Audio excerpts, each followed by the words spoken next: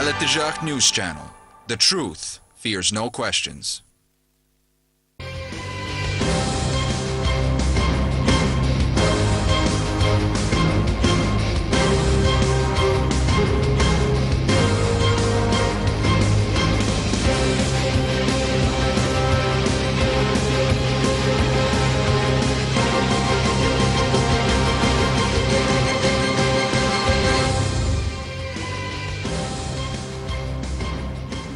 بوجه مشروع أبناء العراق بمعنى يقف إلى جنب من لا يريد الأمن، لأن هؤلاء ساهموا في تحقيق الأمن وعلى الحكومة أن تتبناهم. ونقول للسعوديين يا إخوان، أنتم بدأت منكم القاعدة ودفعتم ثمنها. The current situation isn't going to be solved by the resignation of some MPs. What is needed is the resignation of all members of parliament in the Iraqi list and the resignation of every participant in government, from the deputy prime minister to the ministers themselves. We did not provide any particular kind of support. We provided our general support to the efforts of the Iraqi government to deal with terrorism and extremism that is ruining our entire region. We believe that it is the duty of all of us to work together, to cooperate, to exchange views in order to deal with the tragic rise in extremism. I would urge the leaders of the country, and in case Iraq, to address the root causes of the problems. What are the problems in this, their grievances or whatever, and also they should ensure that there is nobody left behind. There should be political cohesion, social cohesion. You know, we're going to do everything that is possible to help them. I will not go into the details except to say that we're in contact with tribal leaders from Anbar province, and we know we're showing great courage in standing up against this as they reject terrorist groups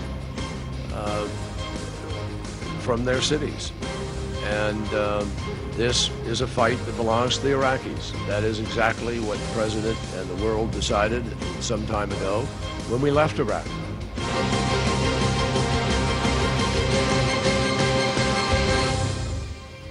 Hello there, you're watching Between the Lines. I'm your host, Sergeant Pereradovic. Well, Iraq now finds itself at the forefront of a region-wide battle against al-Qaeda-linked militants.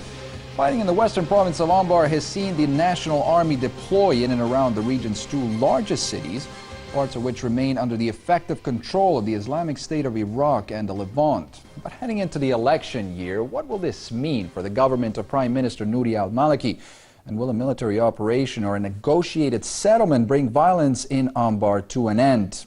To answer these questions, we have a special set of guests joining us. In the studio is a member of the State of Law Coalition, Mr. Saad Al Muttalibi.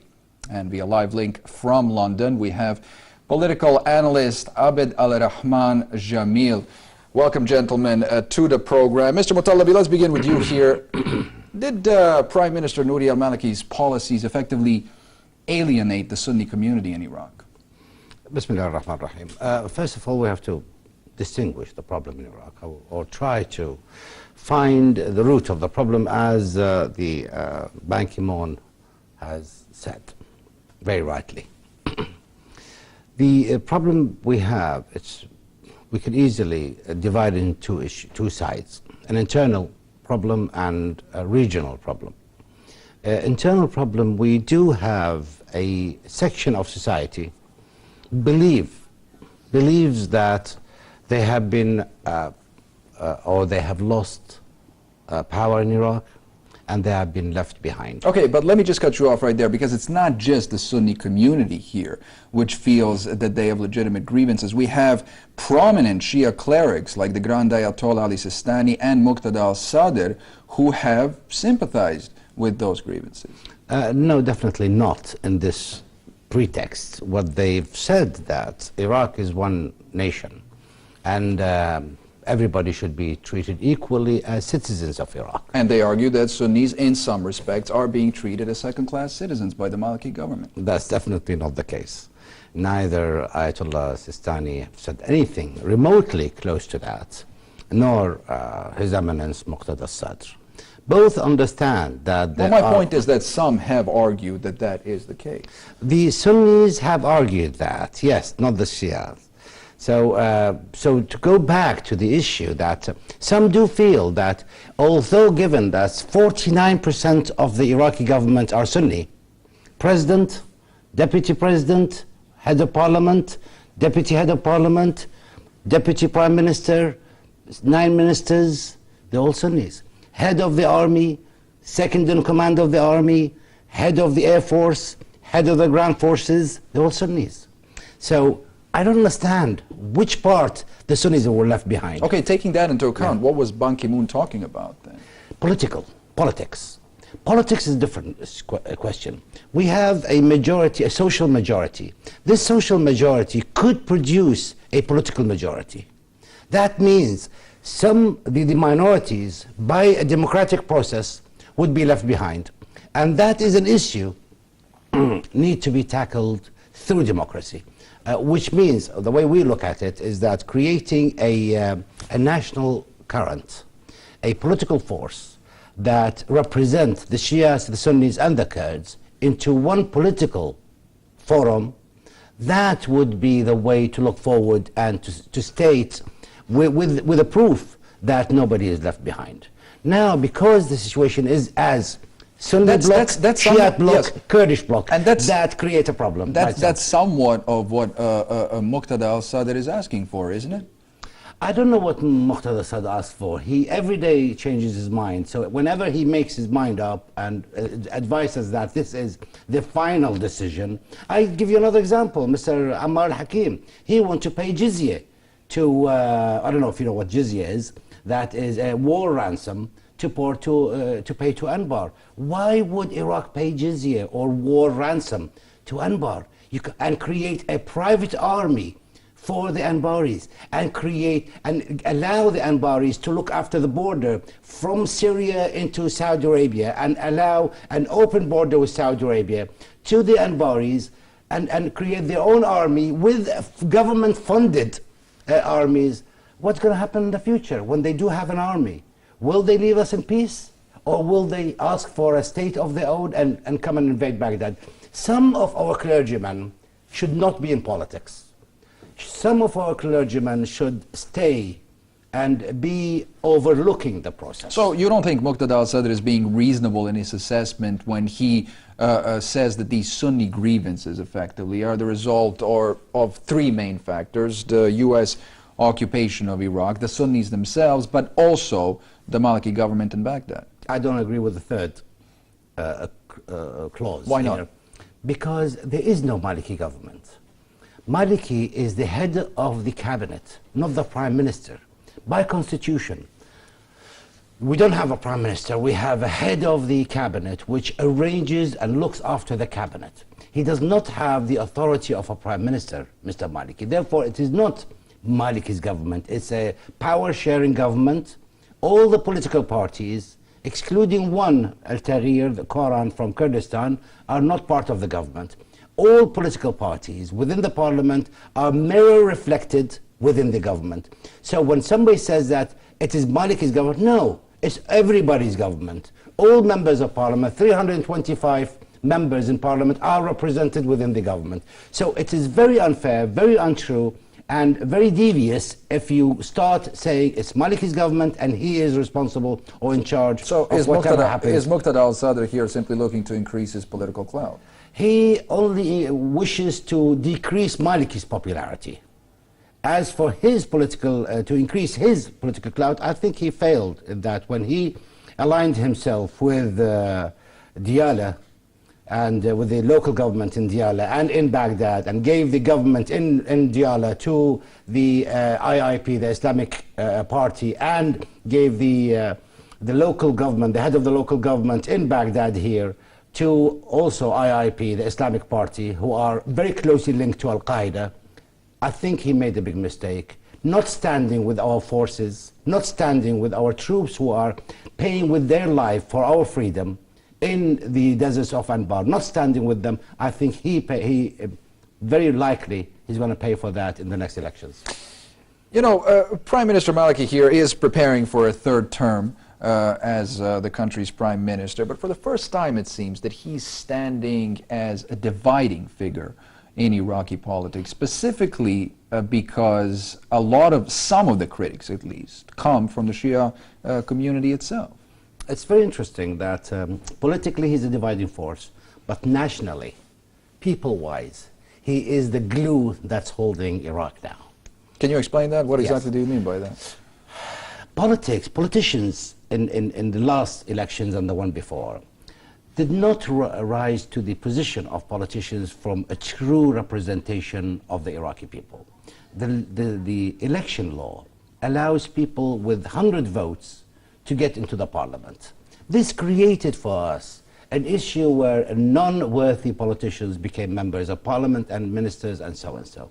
So they do not represent truly the voters, i.e. the people of Iraq, where therefore we see a lot of them taking bigger than their political size.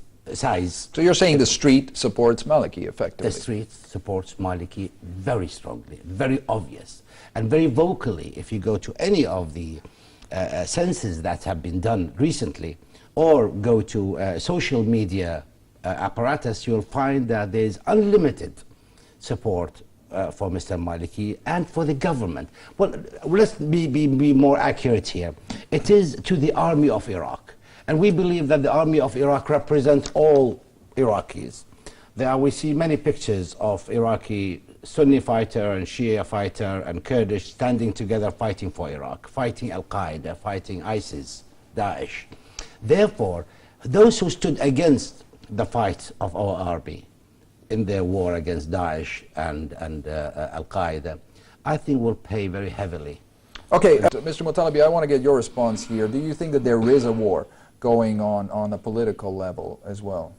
Well, we are close to elections. It's election season, so it's possible that some politicians will take this personally and not rage a war. I mean, I wouldn't go as far as that, but there are some.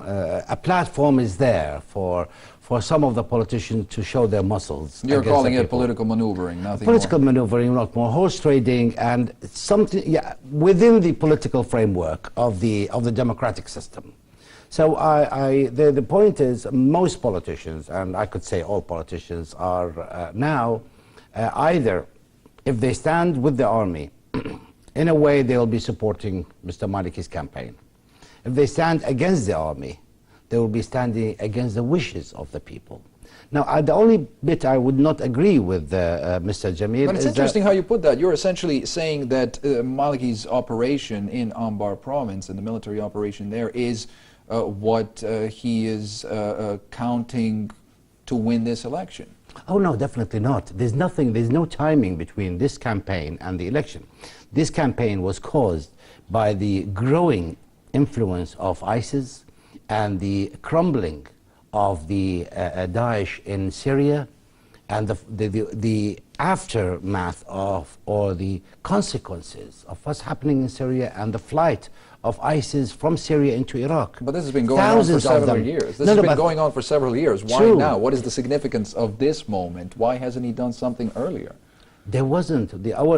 Our previous intelligence, talk about Qaeda, all the intelligence and what we said, there are 30 members of Al-Qaeda in the camps, in the demonstration camps, 30. Now we discover that, I mean, me as a political observer, not as a security man, we discover there are thousands of Daesh, ISIS, from Fallujah itself. Now, Fallujah today is not in the hand of the government. Why it is now? Because we've lost the control over Fallujah. Ramadi, part of it was fell under control of Al-Qaeda, but then the army and the Sons of Iraq, the Awakenings, managed to regain Ramadi. But Fallujah, until today, is not in the hand of the government. It is in the hand of Daesh. So there is no relation between elections and this, but it just happened in this timing. We cannot say to Daesh or to ISIS, please, postpone your military operations until we finish elections, then we'll come back to you. This is a matter of national security, and we are dealing with it as a matter of national security. I do want to come back to that ongoing security operation against Al-Qaeda in Anbar province, but let me just ask you here, the State of Law Coalition, of which you are a member, has seen its popularity decline prior to the previous provisional elections. Do you think it can recover in the upcoming parliamentary elections? In the elections of 2009, we achieved 1.25 million votes. In the this year elections, we achieved 1.8 million votes. There is no decline. What happened was, with the Santiago election law, we lost 7 seats through the counting process. It's the law. It divides the seats on certain prime numbers. So we lose, the big blocks lose some of their seats in favor of the small parties. So actually we gained more support, we gained more seats, but what happened, some political parties, components of completely negative and positive polls got together, for example, the Sadrist and the Islamic Party. They would never meet. They are enemies, historic enemies, but they managed to cut their differences, get together, and form the local government. And that does not mean that State of Law lost popularity in numbers, I said, from 1.2 to 1.8. Okay, Mr. Jamil, let's bring you in here. What is to take a quick...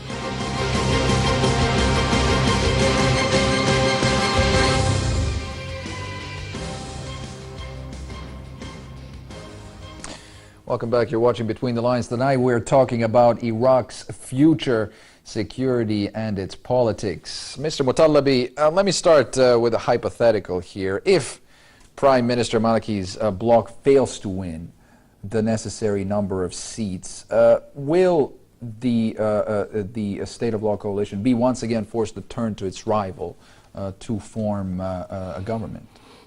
Before answering this, I'd just like to go back to a point Mr. Jamil said in his previous talks, not the last one, the one before that.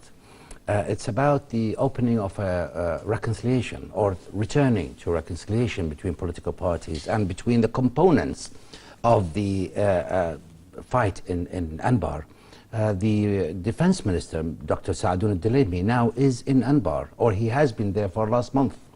He has opened direct channels with all the fighting elements in Anbar and with the tribal leaders. So the dialogue has been opened, and the gates are widespread for any efforts that may bring a cessation or end to the violence in Western Iraq.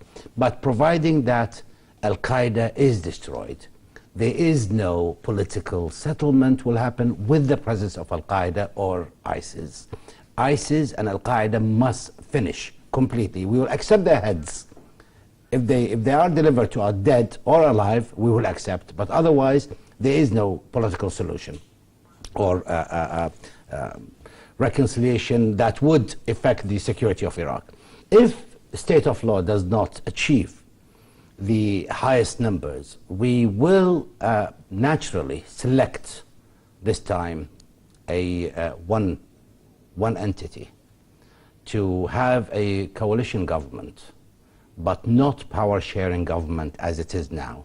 Not the whole wide scope of power sharing that we have now. Not, again, a reflection of the 325 MPs.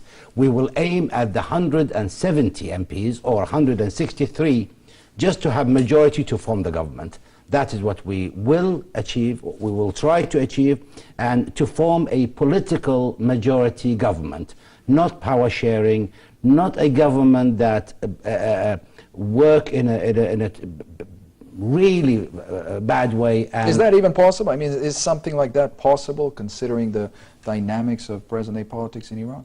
You see, last elections, we had 98 seats, and Iraqi had 91. And we could have together, only Iraqi and state of law, we could have formed a majority government. And all these problems now would have never existed. But forces, internally and externally, worked very hard at dismantling this unity between the two groups. And one of the biggest elements in destroying this agreement was the last Minister of Finance, Dr. Rafi al-Isawi. He single-handedly destroyed any efforts that we made to get close to Iraqi and to form an alliance with Iraqi. How worried is the Maliki government about a potential coalition here? And I know it's hypothetical, but about a potential coalition between the Saadist movement, the Sunnis, and the Kurds. How much does that threaten the Maliki government? We're not, and a proof to that, at the Baghdad local government, the Sadrists did that. They went with IIP, with Iraqi, with Muttahidun, with the ISKI, Mr. Hakim's group. They went and formed a majority government, and we are now in opposition. And we cooperate with them in every effort possible to achieve success in providing services to the people of Baghdad. So this is a fact, it's a reality. We work in politics, we work for the people. We don't work for our gains or so. And we understand. But what about what Mr. Jamil was saying there earlier? He said that there are forces in Iraq, and you mentioned it several times, that are trying to destabilize the government, to prevent the government from achieving anything concrete in their country. And that is because the power sharing agreement that formed this government. Those people who were fighting for power sharing government now understand that this was a bad idea and definitely would not work in Iraq. It may work in another country, but would not work in Iraq. Power sharing in Iraq definitely failed. Therefore, everybody is now moving into the majority government. So the consequences of power sharing was that part of the government working against the government, part within the parliament are trading information with Saudi Arabia and other countries. We find on the mobile phone of one of our MPs messages sent to the head of international security for Saudi Arabia with damning information. We see Tariq al-Hashimi going and meeting, going around the Middle East, providing false information about Iraq. Saudis told us.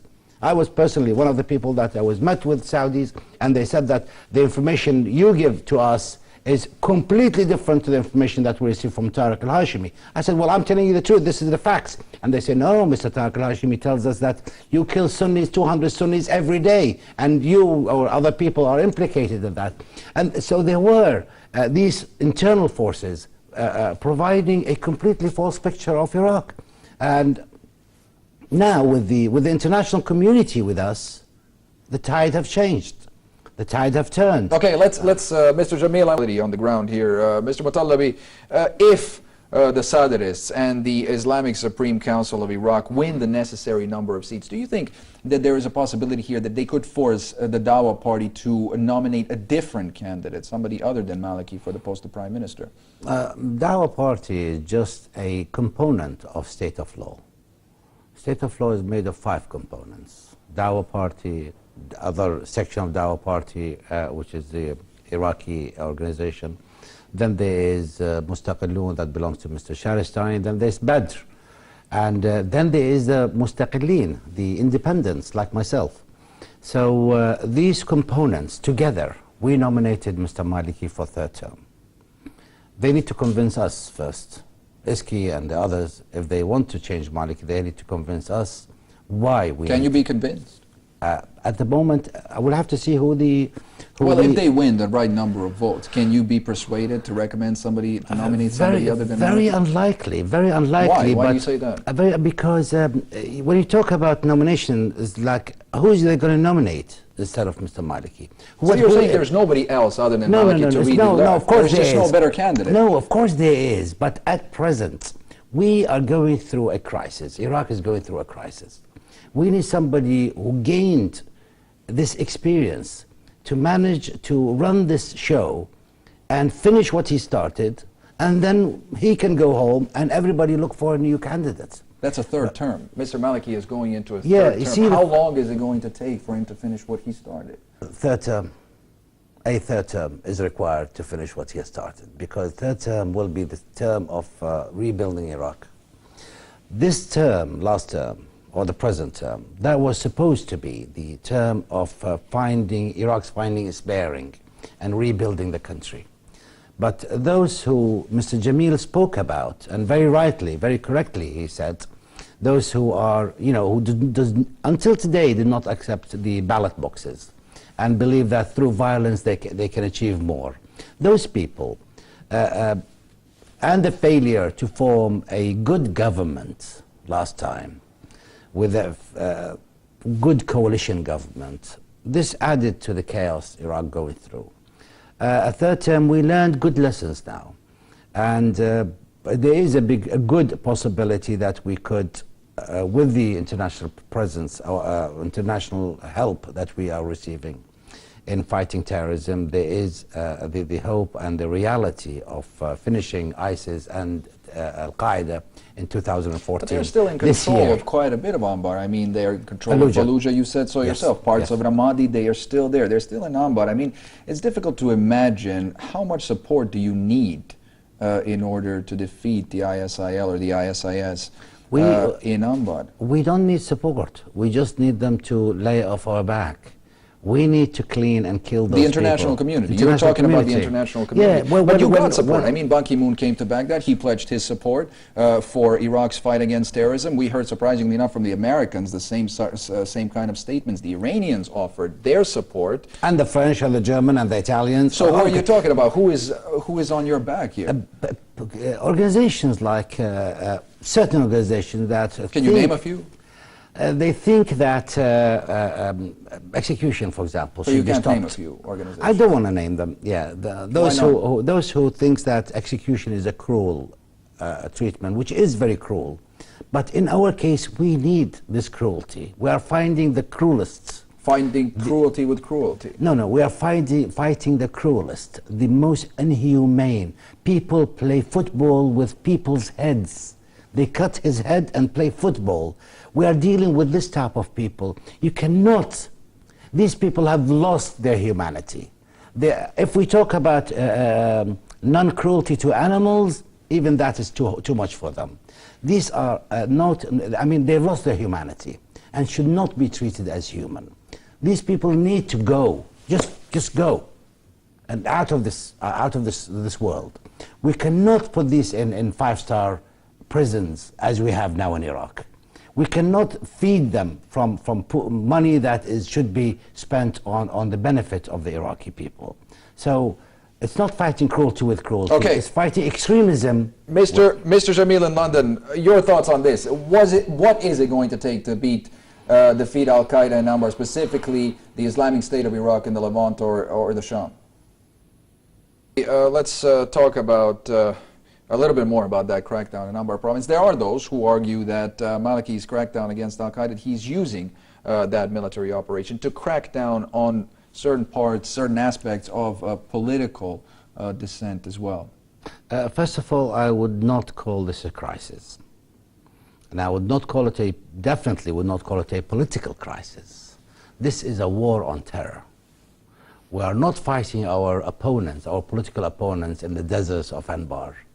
I don't think the political opponents that are now nominated for next elections are stationed anywhere in the deserts of Anbar. What about the Sunni MP Ahmad Alwani, who was arrested during the security operation? He was arrested, caught in the act, as said, the Golden Brigade, the Special Operation Forces had a statement in front of a judge that this man shot, killed one soldier on site, and killed another one, or injured another one that consequently died the following day. So the Golden Brigade say that we entered the house to arrest his brother shot us, we shot back at his brother, we killed him, he shot at us, killed 2 of our soldiers, then ran into a room. We followed him to the room and we found him in the middle of his sisters, a group of women, so we could not shoot him. So we arrested him. Okay, you're saying that this is not a political crisis. Mr. Ahmad Al-Alwani is a Sunni MP, but doesn't the resignation of 40 Iraqi bloc members go to show that this indeed did spill over from a security operation into a political crisis? Well, you have to ask them really that, but the explanation of the people of Iraq is that those people resigned from the parliament in concert or in compassion with Al-Qaeda. That they believe that that the failure of Al-Qaeda in Anbar will lose them their power, because these politicians have always used Al-Qaeda and ISIS as a blackmail apparatus in Iraq. That you either give us this ministry, give us this thing, or there will be a booby-trapped cause. So Al-Qaeda was always a tool in the hands of those 40. They have to pay, they have to answer the people of Iraq. And now many people in Iraq are actually writing to me and telling me that those people should be arrested. Consequently, actually, the federal court have issued a warrant preventing 40 members of parliament from leaving Iraq from today till next elections.